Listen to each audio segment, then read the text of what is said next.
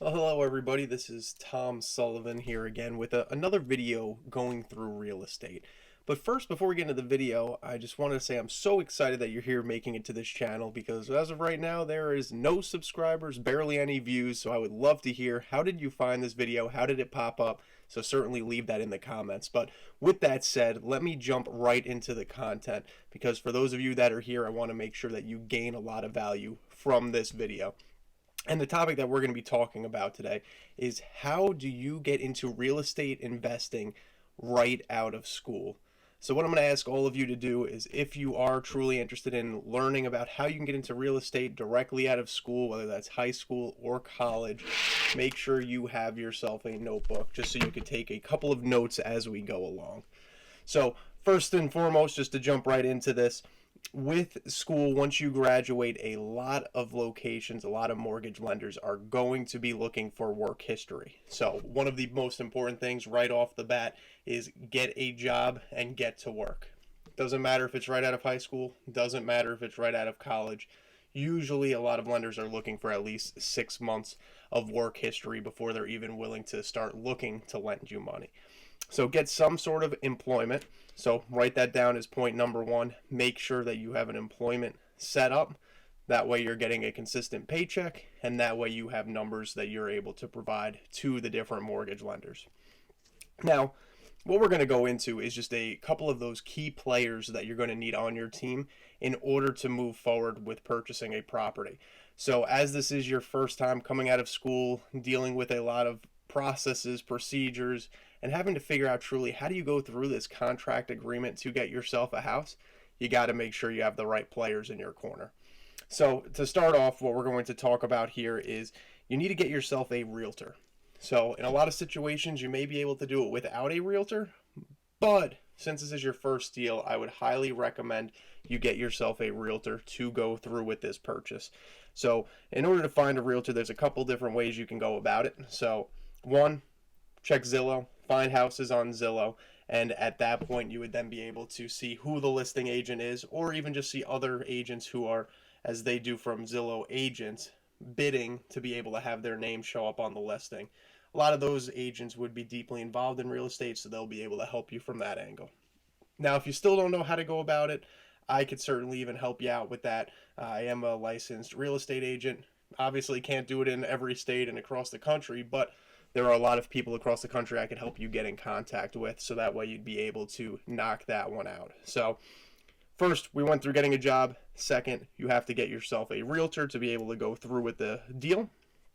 And now let's start looking at that mortgage aspect as well. So, a lot of times when you're working with a real estate agent, they will have different individuals that they usually work with. Doesn't mean you have to work with them, but they would have different mortgage lenders that you could work with, brokers who will help you find people that can lend to you through those different avenues. So, I would recommend talk with the realtor, see what options they have available, or if not, you could just reach out locally to whether it's a bank, you could use like a Rocket Mortgage type loan system, or even just type in line looking for different mortgage opportunities. There are plenty of different ways you can go about it. So now you know who to reach out to from that aspect. So as you're having those conversations, I'd say get a couple of different offers, get a couple different people to look at the mortgage loan opportunities, and then figure out which rate would be the best for you. The next key player that you're going to need on your team is an attorney. So as you're going through this contract, you're going to want to have an attorney that can review and make sure that everything is in line. And that way, when you get put into the deal and you've signed the paperwork, you don't end up with a property that you either A, can't get yourself out from under after you see the due diligence period and there's issues that come up with the property, or B, as you're going through the contract, you want to make sure there's no liens or issues with the title, so that way you're not purchasing a property that could end up coming back to haunt you. And there'll be issues with where you have to go to court to prove that you had the rightful ownership of it, or there may be extra fees and penalties that you'd have to pay. So get yourself a good attorney.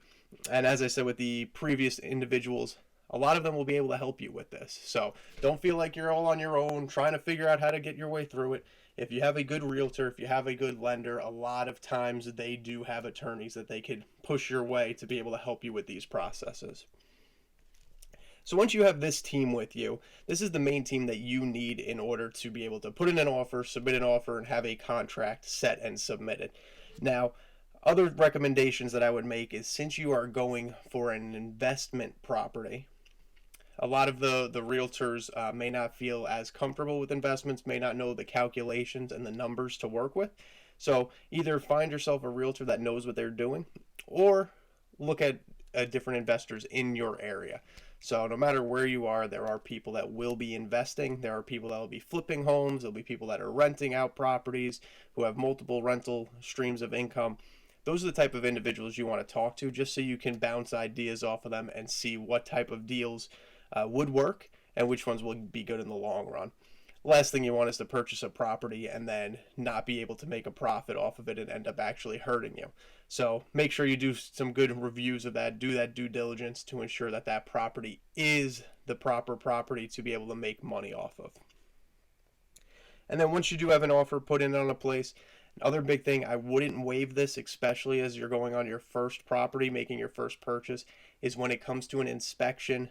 Do not waive that. Make sure you get it done, just so that way you have another look at that house. There may be issues that you don't see. Things may look fine, but there could be structural issues, there could be electrical issues, plumbing issues, things that can cost tens of thousands of dollars. So it's very important to make sure you do this check, have someone look through the property with you, go with them, and ensure that each and every detail is checked, just so you can make sure you cover yourself in the event that something does happen. Now, as we're looking at these properties, a big thing that I would recommend, as this is your first investment property to purchase, is how are you going to go about paying for it, and how are you going to go about lowering the cost of the interest rates, or how much money you have to put down.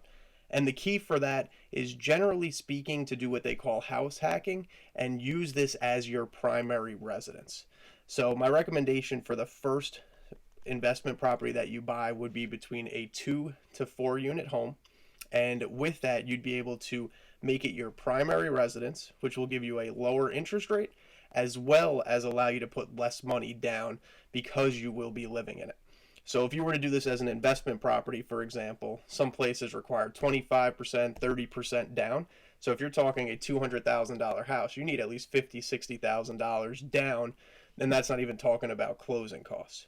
Now, if you were to do this as a primary residence, sometimes you only have to put about 3.5% in an FHA standpoint, up to about 10%. So if we're talking a $200,000 house, you could be talking about $7,000 to $20,000.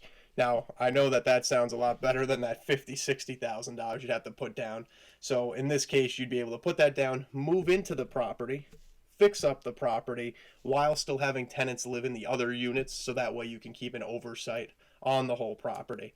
And that's personally how I started out, which allowed me to make sure I have good tenants, able to keep a good eye on them, can answer any questions that they have immediately, so that way if there is an issue, it doesn't get worse over time.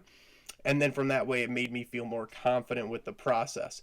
And what I would do is, in a lot of those situations, when you sign those mortgages, they require for you to live in there for only a year. Now, you'll have to double check to see what's written into your contract, make sure your attorney's checking that as well. But what I did was, after a year, I moved out of that property, bought myself another property, made that a primary residence, and then got my first property rented fully. So just to give a quick example, you got a 2-family house and you rent out one side for $1,000, you live in the other side. So that $1,000 is covering your mortgage in some cases, and you're living for free. Now, once you move out of that, you rent each of those units for $1,000. Now you're making $2,000 a month, with about $1,000 of that covering the mortgage, another $1,000 of that being profit, and you've already just went ahead and purchased another, say, 2-family, where you're living in one side and the other side is rented. So you go from a single house where you're just living for free, and now when you have 2 houses, you're getting $1,000 profit off of the first house, living for free in the second house, and that's where you can see you start to grow your money. Continue doing that process for a couple of houses. Now you can be making $3,000, $4,000 profit per month for owning a couple of houses. Now, things do get a little more complicated as you get further down the line and have to purchase more properties, but that's where you could work on selling those properties and moving up to some larger rental units or different complexes. So there's a lot of different options as you get further into that process, but would highly recommend, if you're looking to get involved in real estate, looking to get involved with investment properties, the best, cheapest way to go about it is to go for a primary residence, live in one of the units, rent out the rest. You'll be living for free, some cases making money, and then from there you'll be able to scale up as time goes. But with that, I hope that gave you a good summary, and just to go over a couple of things again.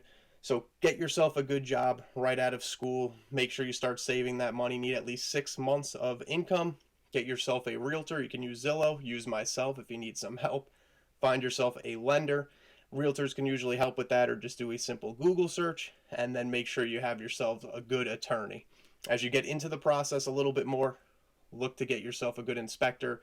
Make sure you go on the inspection, take a look at how the house looks overall, so that way we can ensure that there's nothing that comes back to haunt you later that would be an extravagant cost. And then lastly, move into that, fix up the unit. A year later, you can move on to another property. And that's all it takes. It takes time, it takes hard work, but the process is very simple. But with that, hope you all enjoyed this quick video just to show you how you can move yourself along in this process and a way to be effective with it. If you have any questions, feel free to reach out. I'd be more than happy to answer those for you. And if you have not, please subscribe to the channel, as I will continue to put out these type of videos on real estate and different investing platforms. And once again, thanks for watching, and I look forward to seeing you next time.